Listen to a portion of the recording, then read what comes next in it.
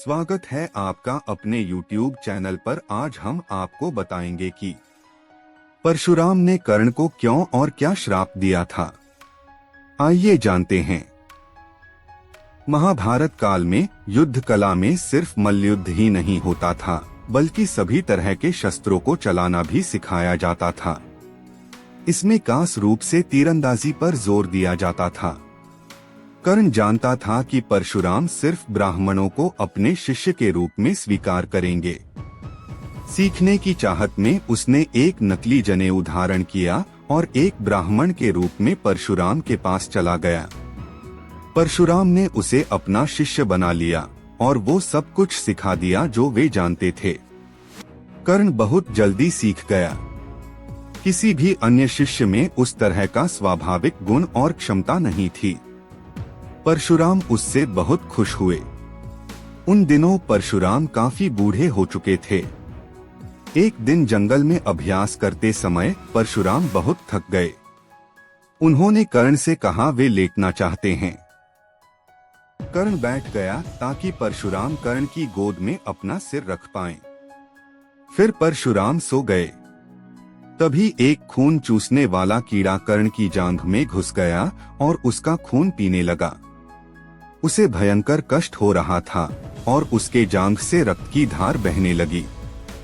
वह अपने गुरु की नींद को तोड़े बिना उस कीड़े को हटा नहीं सकता था, लेकिन अपने गुरु की नींद को तोड़ना नहीं चाहता था। धीरे धीरे रक्त की धार परशुराम के शरीर तक पहुंची और इससे उनकी नींद खुल गई। परशुराम ने आंखें खोलकर देखा कि आसपास बहुत खून था। परशुराम को पता चली कर्ण की असलियत।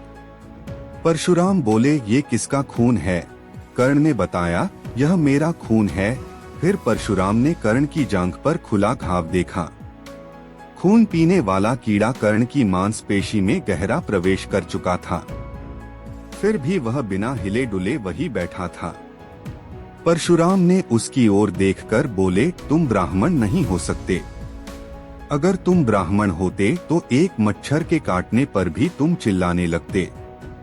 इतना दर्द सहकर भी स्थिर बैठे रहना, ऐसा तो कोई क्षत्रिय ही कर सकता है। कर्ण बोला, हाँ, मैं ब्राह्मण नहीं हूँ। कृपया मुझ पर क्रोधित न हो। परशुराम अत्यधिक क्रोध से भर गए।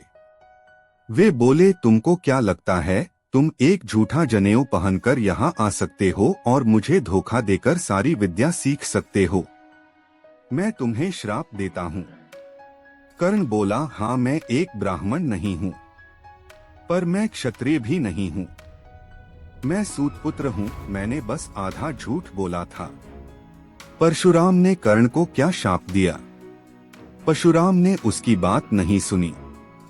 उस स्थिति को देखते ही वे सत्य जान गए कि कर्ण एक क्षत्रिय है। वे बोले, तुमने मुझे धोखा दिया है।